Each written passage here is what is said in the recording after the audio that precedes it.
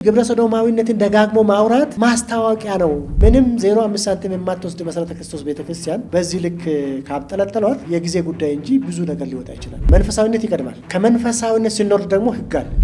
የተወገደበት ምክንያት ኮንፊውዥን ተፈጥሮ ነው ወይስ ምንድነው? ታሽቶሎጂ እኛም ጋር አለ ሌላ እና ጸጋ ግን የአጥቢያ ዳኛ ለመሆን የሚያበቃ መሆን የለበትም። ጥያቄያቸውን ይዘው የመጡት ሁሉ ዌልካም ተብለዋል። ሐዋርያት ቢሾ ምን ሊሆኑ ነው? ምንድነው የተፈለገው? ጠያቂውስ ማን ነው? ሰው ከኪሱ አውጥቶ እኔ እንትን ነኝ በሚልበት ጊዜ ግን ምንድነው?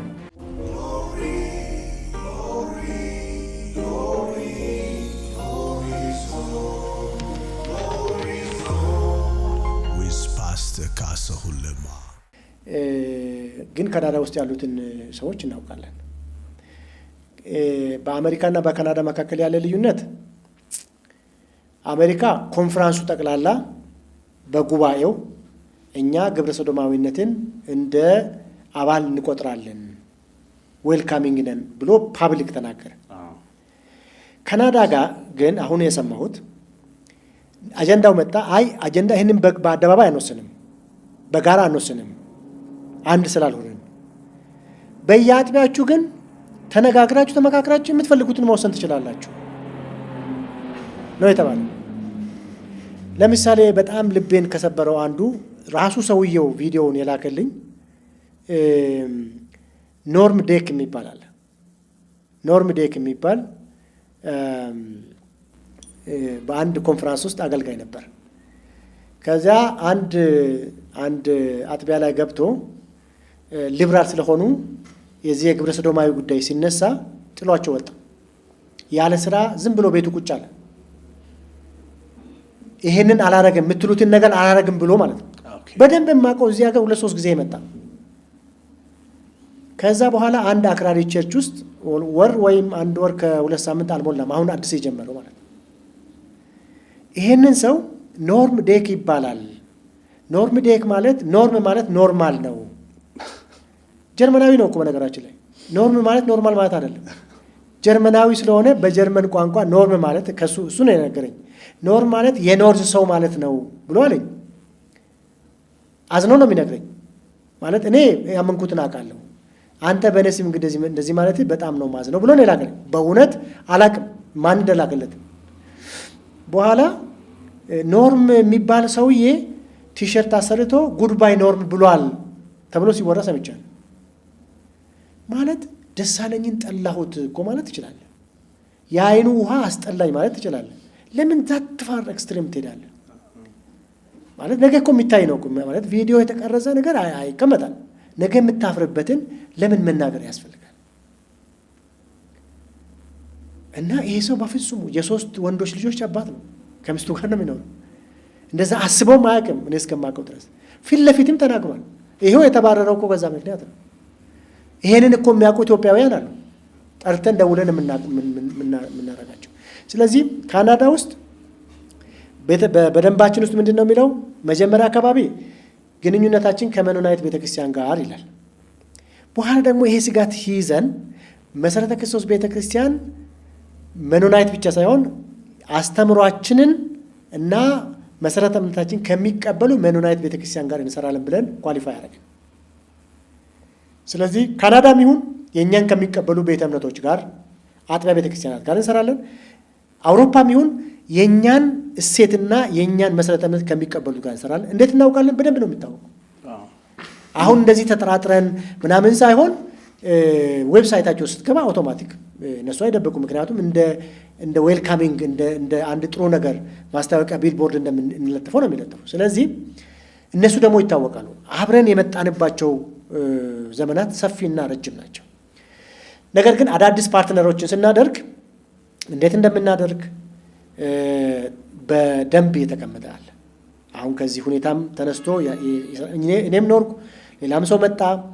አዲስ ፓርትነር ሲመጣ እንዴት አድርገን ከፓርትነሩ ጋር በምን ዙሪያ አብረን መስራት የምንችልባቸውና የማንችልባቸው ነገር ግልጽ አድርገናል። ስለዚህ ቅድም እንዳልኩት እነዚህም ሰዎች ኮሌጁን የሚረዱ እንጂ በተለይ አንድ ሰው አለ እድሜውን ልክ ለዚህ ኮሌጅ የለፋ ልጅ የለውም፣ የሚያሳድገው ነገር የለውም። ኢንዶመንትም ይባላል። ስሞት የኔ ሀብት ግማሹ ለሰሚነሪ ይሁን ብሎ የተናዘዘ ሰው ነው በህይወት እያለ። ይሄ ሰው እንኳን ግብረ ሰዶማዊነትን ሊቀበል የሚያስቡትን ሰዎች የማይቀበል ሰው። ስለዚህ አንዳንዱ ነገር በርቀት የምናውቃቸውንና አሁን እዛ ዙም ላይ ስብሰባ ነው ያደረግነው። ስብሰባና ያው ምስጋና ስለረዳችሁን ስላገዛችሁን የተናገርክበት ምስጢር አይደለም እኮ ይሄ እና እነዛ ያ ኮሚኒቲ አግዞታል ማለት ነው። በትክክል አሁንም ያግዛል። ፎርዛት ማለት ኮሌጁን ያግዛል። ቸርቹ ጋር ምንም የለም፣ ምንም አይሰራም። ኮሌጁን ግን ለተማሪ ስኮላርሺፕ በመስጠት እነማን ምናቃቸው አንድ በአንድ ምናቃቸው ሊስት። በነገራችን ላይ ኳርተርሊ ኒውስ ሌተር እንልካለን። ኒውስ ሌተር የምንልከው በሊንክ ቦርዱ አማካኝነት ነው። የሊንክ ቦርዱ አካውንት ውስጥ አዳዲስ ፓርትነሮች ይጨመራሉ። ከነ አድራሻቸው፣ ከነ ኢሜል አካውንታቸው፣ ከነ የሚያስፈልገው መረጃ ሁሉ ይጠራቀማል። ስለዚህ አንድ ጊዜ ኒውስ ሌተር ስንልክ ለሁሉም ይበተናል። ስለዚህ አዳዲስ ሲሆኑ ግን እንዴት አድርገን እንደምናደርግ በመመሪያ በደንብ ግልጽ ሆኖ የተቀመጠ አለ። እስከዛሬም እንሰራ ነበር፣ ወደፊትም ከነሱ ጋር እንሰራለን። በጣም አመሰግናለሁ ፓስተር፣ እግዚአብሔር ያክብርልኝ። እንግዲህ እንደሰማችሁት አድማጭ ተመልካቾቻችን እና መላ ታዳሚዎች የነበረን ቆይታ በጣም እጅግ አስተማሪ እንደሆነ እርግጠኛ ነኝ።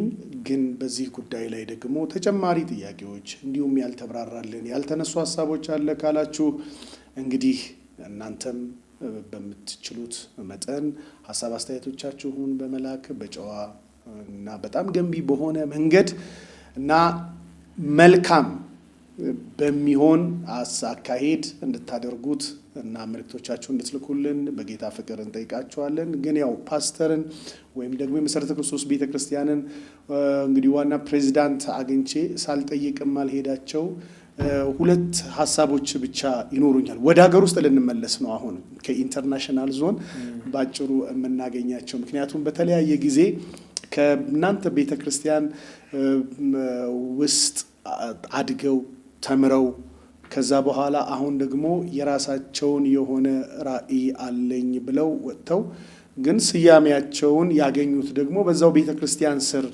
እንደሆነ ይነግሩንና እኔ ደግሞ ቤተክርስቲያኒቷ ካላት የአስተዳደር መዋቅር እንደዚሁም ደግሞ መተዳደሪያ ደንቦች ጋራ ሳመሳክር የነቢያት ጸጋ የሚል ኦፊስ የለም። ግን ነብይ ከሌነኝ ብለው የሚመጡና በዚህ በኩል ያገኘኋቸው ከዚሁ ይህንን ሳትጠይቀኝ በወጣ ይሻል ነበር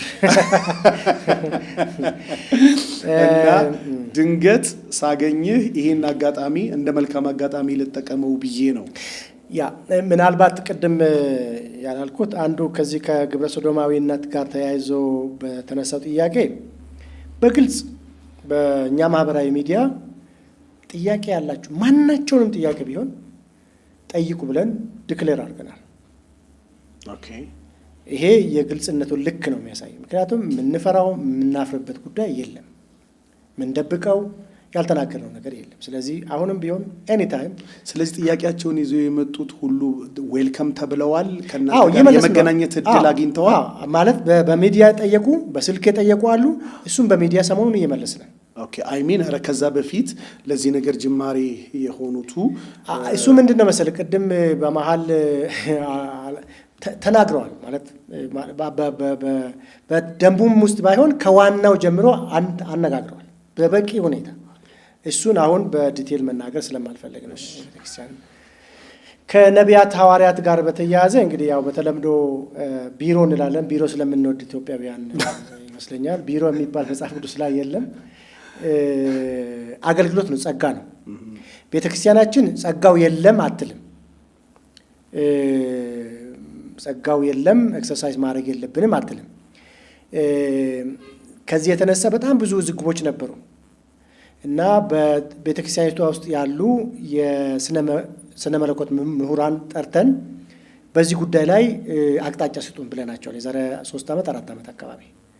ከዚህ የተነሳ ነቢያት ሐዋርያት የሚባል መጽሐፍ ተጽፎ ነቢያት ማን ናቸው፣ ሐዋርያት ማን ናቸው የሚባል አስተማሪ ምንድን ነው፣ መጋቢ ምንድን ነው የሚባሉ ጸጋዎች ሁሉ ተዘርዝረው በጥናት ላይ የተመሰረተ ጽሑፍ ተጽፏል።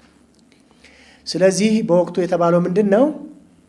አሁን ሁሉም ተነስቶ እኔ ሐዋርያ ነኝ፣ እኔ ነቢይ ነኝ ካለ በዚህ ረብሻ ውስጥ አገልግሎቱን እንደዚህ ብሎን መሾም ሌላ አደጋ ነው፣ ሌላ ስህተት መስራት ነው።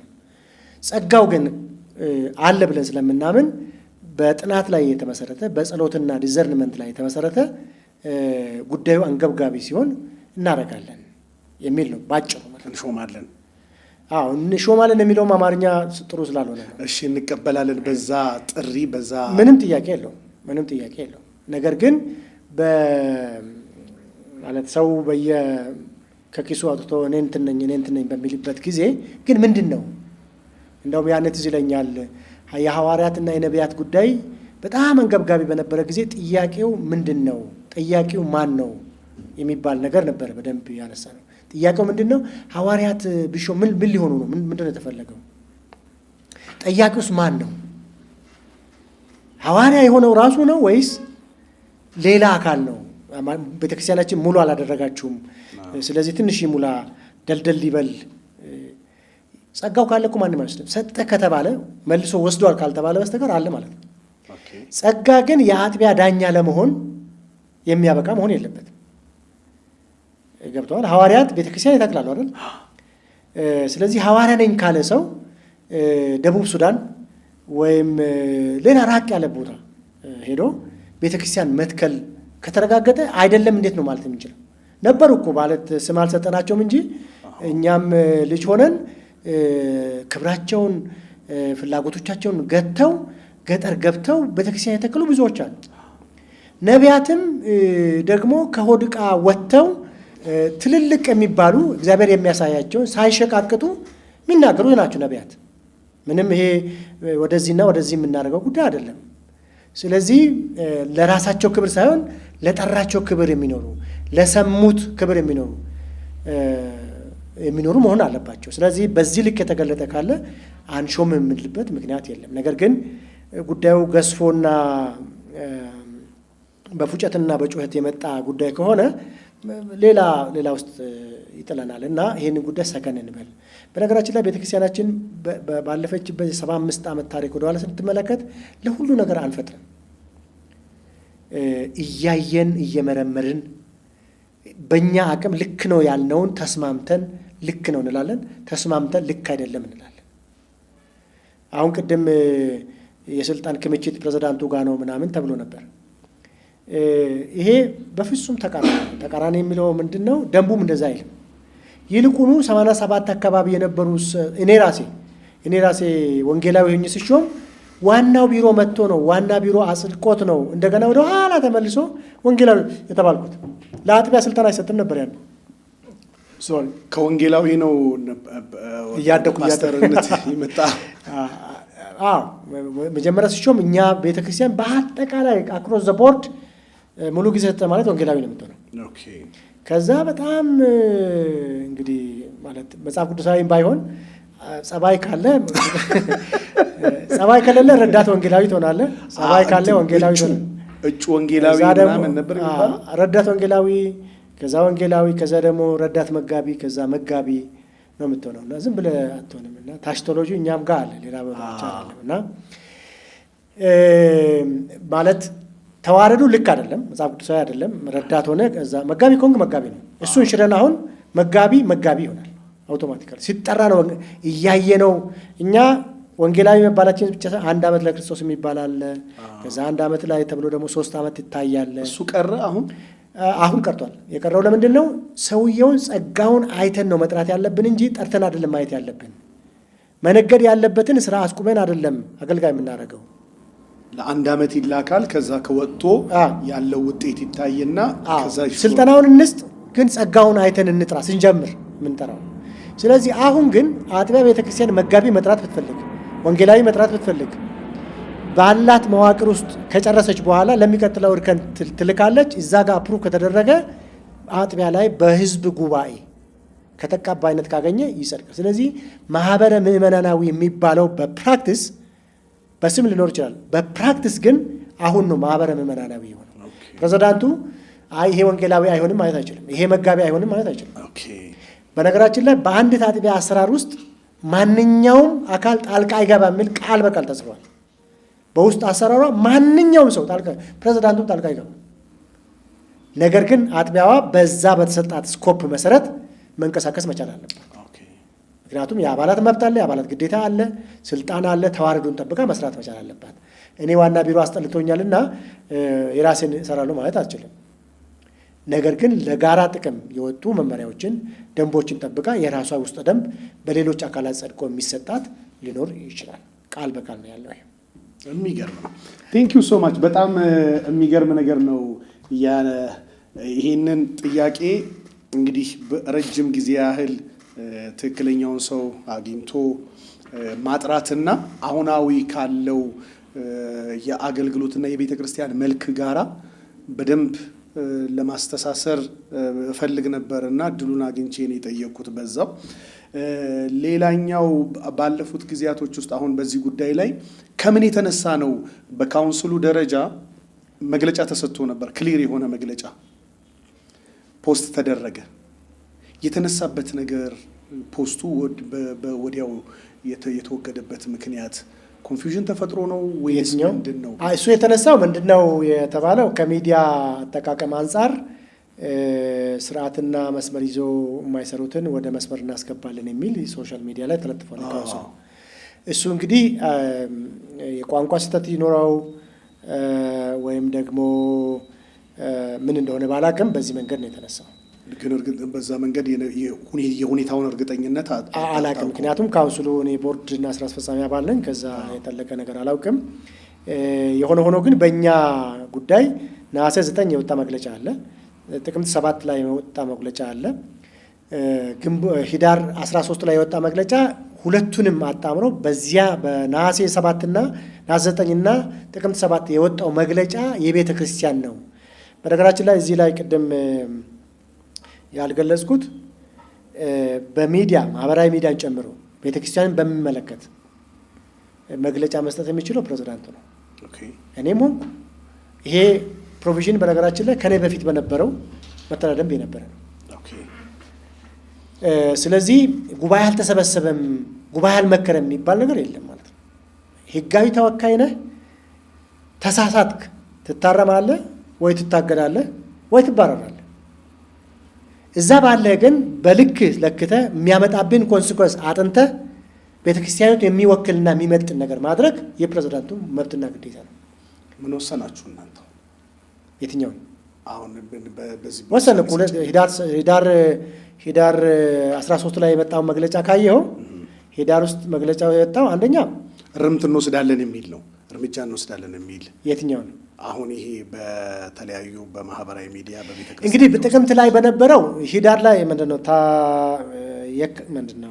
ነሐሴ ላይ በነበረው ጉዳይ ቤተክርስቲያናችን ይሄንን ወደ 8 አንቀጾች ቁጥሮች ያሉት ተገለጠ። እዚህ ጋር ደግሞ ወደ 6 አንቀጾች ያሉት ተገለጠ። መጨረሻ ላይ ቤተክርስቲያንን ያለ አግባብና መሪዎቿን ስም የሚያጥፉትን በህግ አግባብ እንጠይቃለን የሚል ለምን እንደዚህ ትላላችሁ?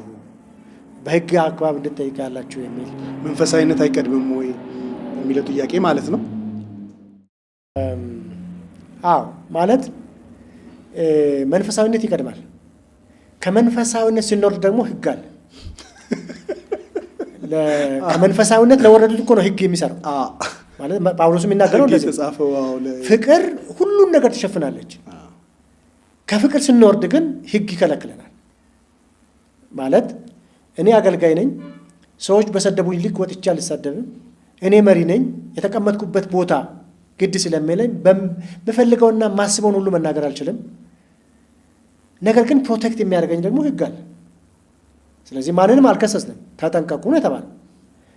በዚያም ጊዜ ስልጣን የተሰጠው አካል ነው። እኔ እኮ የወከልኩት ሰው ፕሬዝዳንትነት ቦታ ላይ ካለ እኔ ፕሬዝዳንት አልነበርኩም ድሮ።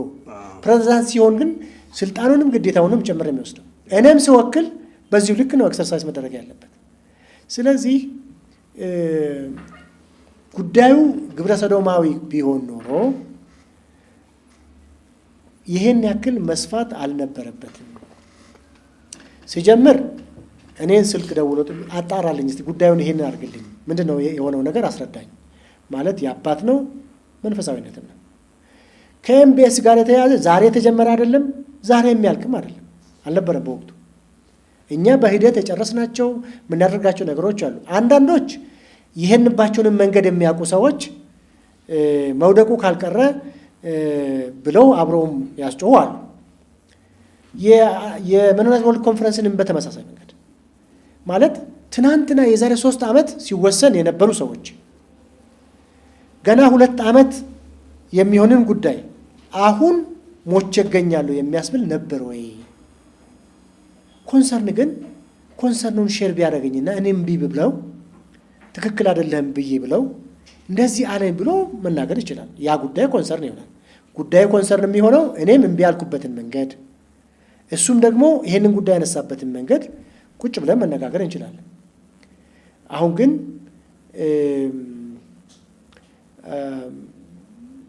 ብዙ አካላት ያሉበት፣ ሁሉም አካላት አንድ ዓላማ ያለላቸው ለተለያየ ዓላማ ይህንን ጉዳይ ሲወጣ ግን ይህች ናት ጊዜዋ፣ አሁን ናት እንደዚህ ማድረግ የሚባልበት ሁኔታዎች ተፈጥሯል።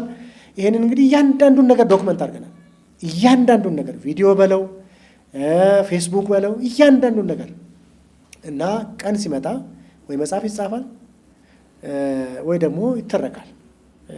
የእኛም ስህተት ካለ የእኛም ስህተት አብሮ ይተረካል። እውነቱ ሃርድ ፋክቱ ግን ተከምሮ ተቀምጠዋል ማለት ነው። እያንዳንዱ ነገር ቪዲዮ ሳይቀር የፌስቡክ ላይክ እና ሼር ሳይቀር ምንድን ነው ዓላማ፣ ምንድን ነው የተፈለገው የሚለውን ለትውልድ ትምህርት ለማስቀመጥ እንደዚህ እናደርጋለን። ስለዚህ በአጠቃላይ የኢትዮጵያ ክርስትና አጋራ ቁመን ያልቻልነውን ተነጣጥለን አንችልም። አስተምሮ ስህተት በአንድ በኩል አለ፣ በሌላ በኩል ደግሞ የልምምድ ችግር አለ። ከዛ በተረፈ ደግሞ አሁን የሞራል ነገር ግብረ ሰዶማዊነት ሲጨመር 100 ዓመት ሳይሞላን ልንወድቅ። ስለዚህ ከአውሮፓውያን እንማር፣ ከአሜሪካውያን እንማር። ማድረግ የሚገባንን ለወንጌል እንቅፋት በሚሆን ከምናደርግ ይልቅ በውስጥ እንወቃቀስ፣ ረጅም ጊዜ የሚውሰድ እና ጉዳይ ነው ብለን እንስራ እንጂ የግብረ ሰዶማዊነት ጉዳይ ከሆነ ብዙ ነገር ማለት ይቻላል። በጣም ብዙ ነገር ማለት ሰው በውጭ ሀገር ሰው ልጆቹን ይልካል። እነዚህ ልጆች የት ነው ገብተው የሚወጡት? ምንድን ነው ሰምተው የሚመጡት? ትልልቅ የሚባሉ ድርጅቶች እዚህ ሀገር ውስጥ ይሰራሉ። ከነዛ ውስጥ ደግሞ ቤተ እምነቶች ይሰራሉ፣ ህብረቶች ይሰራሉ። እንዴት አድርገን ነው የነጣውንና የተቀላቀለው ለይተን የምንሄደው? ገንዘብ ስላገኘን ብቻ እንዴት? ምክንያቱም ምንም 0.5 ሳንቲም የማትወስድ መሰረተ ክርስቶስ ቤተ ክርስቲያን በዚህ ልክ ካብጠለጠሏት የጊዜ ጉዳይ እንጂ ብዙ ነገር ሊወጣ ይችላል። ነገር እኔ በጣም ጥንቃቄ ያስፈልጋል፣ በጣም ጥንቃቄ ያስፈልጋል እና በሀገርም ደረጃ እና በቤተ ክርስቲያንም ደረጃ የሚሰሩ ነገሮች ጥንቃቄ ያስፈልጋቸዋል እና አጀንዳችን ወንጌል ቢሆን፣ ጽድቅ ቢሆን፣ የእግዚአብሔርን ምሕረት ቢሆን እና እኔ በአንድ ለቤተ ክርስቲያን በጻፍኩት ሪፖርት ላይ በአንዳንድ ቦታ እሱም ተጣሞ ሲሰበክ አይቻለሁ። እኛ የተጠራ ነው ጽድቅን ለማውራት ነው። የክርስቶስ ጽድቅ ቆሻሻን ያባርራል። ቆሻሻን አስተምሬ አይደለም ወደ ጽድቅ የምመራው። ጽድቅን ሳስተምር ግብረ ሰዶማዊነት ይሽሻል ብዬ ነው የማስበው። ብርሃን ነው የበራልኝ መጀመሪያ፣ ብርሃኑ ነው ጨለማውን ያሳየኝ። ስለዚህ ግብረ ሰዶማዊነትን ደጋግሞ ማውራት ማስታወቂያ ነው፣ ማስተዋወቅ ነው። ይህን ነው የሚፈልጉት እነዚህ ሰዎች። ከዚህ እነዚህ የሚያስተምሩ ሰዎች ራቁ ብዬ ነበር እና በሌላ መንገድ ተተርጉሟል። እሱም በልኩ ሰው ሙሉውን ሲያነብ ይረዳዋል። እና በሌላ በኩል እኔ መስከረም ውስጥ ቤተክርስቲያን እንደው ነሐሴ ውስጥ ቤተክርስቲያን መግለጫ ሲሰጥ እሱን ሼር አድርጌ ያልኩት ምንድን ነው ግብረ ሰዶማዊነትን መቃወም አለመቃወም ከመንፈሳዊነት ሳይሆን ከኢትዮጵያዊነት መውረድ ነው። በመቃወም ሰበብ ግን ማስታወቂያ አልሰራም ብዬ ፖስት አድርጌያለሁ። እኔ ፌስቡክ ላይ ገብተህ ማየት ይችላል።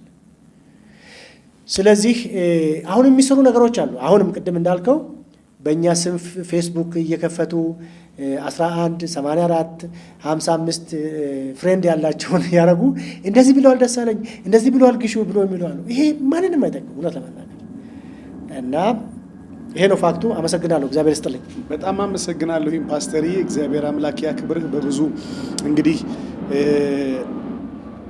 ሪስፔክትህንም በዚሁ ሳላመሰግን አላልፍም። ምክንያቱም ይሄ የቤተ ክርስቲያን የአካል ጉዳይ ነው፣ የእግዚአብሔር መንግስት ጉዳይ ነው። በዚህ ጉዳይ ላይ ደግሞ ቅድም እንዳልከው ገንቢ በሆኑ እና የሚያንጹ በሆኑ ጉዳዮች ላይ ቤተ ክርስቲያንን ወክሎ የቤተ ክርስቲያንን መጻኢ ዕድልም አመላካች የሆኑ ጉዳዮች፣ አራሚ የሆኑ ጉዳዮች እነዚህን አንስቶ ለማውራት ጊዜ መውሰዱ በጣም አስፈላጊ ነው ብለህ ባመንክበት ሰዓት ላይ ቆየኝ ብለህ ነበር። እንደዚሁ ደግሞ ልክ ኦን ታይም ነው ደግሞ ስትል እንዳውም እንኳን አደረሰህ ሜሴጅ መስሎ የነበረ መጀመሪያ።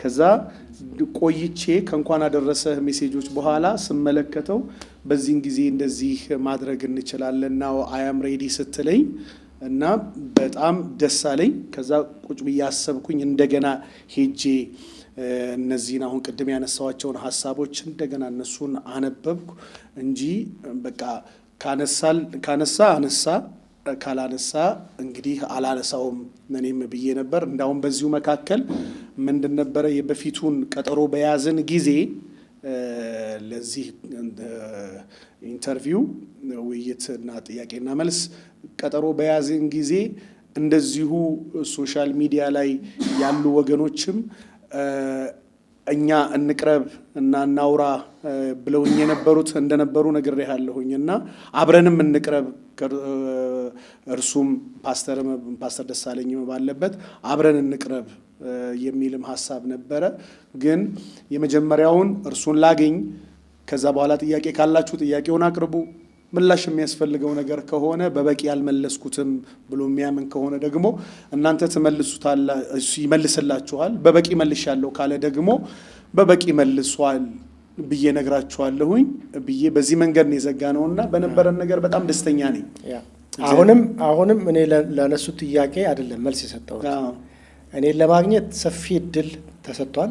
እሱ ምን ሆነ እሱን መናገር አልፈለግም። የተናገርኩት ሃርድ ፋክቱን ነው፣ ምን ሆነ እንዴት ሆነ የሚለውን ነገር እና እሱ ራሱን ችሎ በራሱ መስመር የሚሄድ ቤተክርስቲያን የምትወስነው ጉዳይ ስለሆነ ማለት ነው። በጣም አመሰግናለሁ። እግዚአብሔር አምላክ ያክብራችሁ። ቅዱሳን ወገኖች ይህንን ፕሮግራም የተካፈላችሁ ሁሉ ይህንን ቪዲዮ ለብዙ ሚሊዮኖች ተደራሽ እንዲሆን እና የጠራ ሀሳብና ግንዛቤ ብዙዎች ይዘው ለእግዚአብሔር መንግስት ክብር በሚሆን ጉዳይ ላይ አተኩረን በብዙ መስራት እንድንችል ይሄንን ቪዲዮ ሼር አድርጉት። ሀሳብ አስተያየቶቻችሁን ጻፉልን። እግዚአብሔር አምላክ ያክብራችሁ።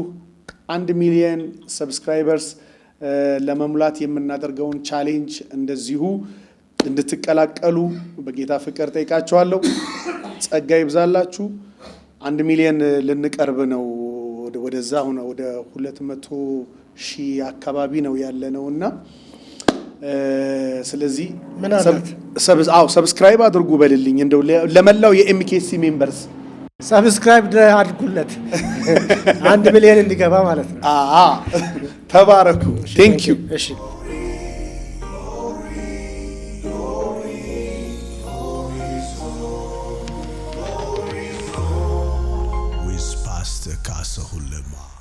ከግብረ ሰዶማውያን ጋር ግንኙነት እያደረጉ ነው የሚል በሶሻል ሚዲያ ደንቡን ተከትለን ነው ደንቡን የምናስተካክል። በፉጨትም በጩኸትም አይደለም። የእውነት በር ተዘግቶባቸዋል ወይ? አሁን ያሉ ወጣቶች ደግሞ ስለ መሰረተ ክርስቶስ አይደለም ስለ ክርስቶስም አያውቁም። ያን መልእክት ግን ማድረስ ክፋት ነበረው። በጥፊ ምታኝ እንካ ብዬ ዱላ ቀላቀብለን በግንኙነታቸው አምነውበት ፈንድሬዝ ለማድረግ የነሱንም እገዛ ለማምጣትና ለመዋጀት ፈልገው ስለዚህ የተከሰስነው አዳራሹን ለምን ገብታችሁ ወጣችሁ ነው። እናንተ ኃጢአተኛ ናችሁ ብዬ ሁሉ ልሰብክ ድል ነበረኝ፣ አላደርገውም ብዬ ነው። ገንዘብ ሊሰጡን የሚችሉ ግለሰቦችም ነበሩ፣ አንፈልግም ብለን ነው። መልከታው ላይ ስንመጣ ለ3 የተከፈለ መልክ አለው ማለት ነው። ቨርጂኒያ ስትሄዱ ኮሚኒቲ ሜኖናይት የምትባል ቸርች ግብረ ሰዶማዊነትን የምትቀበል ቸርች ተገኝታችኋል። አላውቅም ካል ፓስተር አላውቅም ነው። እውነት ነው። በቃ አላውቅም። ለምንድን ነው መናገር የማልፈልገው? ሰዎች በጎዱ ይልቅ እኔም ሰዎችን መጉዳት ስለማልፈልግ ከነሱ ጀርባ ሌሎች ሰዎችም ቤተሰቦችም ስላሉ፣ እውነታው ግን ይሄ ነው። በተለይ ደግሞ በዓለም አቀፍ ደረጃ ጥያቄና አከራካሪ የሆነው የግብረ ሰዶማዊነት ጉዳይ ሲነሳ ለኮሌጁ ገንዘብ ለማሰባሰብ ብሎ እኔ እንደ መሪ በመሪ ለቨል ማድረግ ያለብኝን እስከ ጥግ ድረስ ዋጥ አድርጌ ስሜቴን ሰርቻለሁ ብዬ ስለማስብ ከዓላማቸውና ከቤተ ክርስቲያናቱ እሴት ውጭ ከሌሎች ሰዎች ጋር ግንኙነት አድርጓል። አንዱ እሱ ቢነሳ ነበረ ቤተ ክርስቲያኑ ልትፈርስ ነው ልትደባለቅ ነው ተብሎ የሚባል ነበር። እኔም እኮ ማስታወስ እችላለሁ። ነገ ትናንትና እንደጮሁ እኔም ማስታወስ እችላለሁ። እውነታውን የሰማ ሰው እዛም የሰማውን ከዚህም የሰማውን አመዛዝነው ልክ ነው ያለውን ይሰጥ፣ ልክ አይደለም ያለውን ልክ አይደለም ይበል።